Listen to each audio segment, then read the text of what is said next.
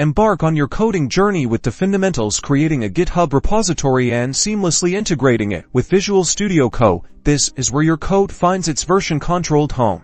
Start by navigating to GithubCon and logging in. You'll find the New button, typically located near the top right corner of the screen. Click it to initialize your repository setup. Now, time to customize your repository.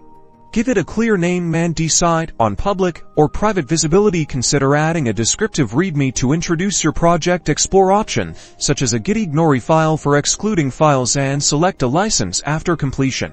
Click the Create Repository button. Next, open Visual Studio Code, the command center for your projects. If you didn't already, open or create an empty directory for your project and add any new files. Vscode, along with Git, are central to effective version control. In the source control icon on the left sidebar, Git is ready to recur any changes. You'll see modified files and the steps used for sensing your code online. Stage the changes and write a concise commit message summarizing the updates. Click the checkmark symbol to commit the project. The final step, click the push button to sync your project to the repository. Vscode will prompt you to authenticate with your GitHub account.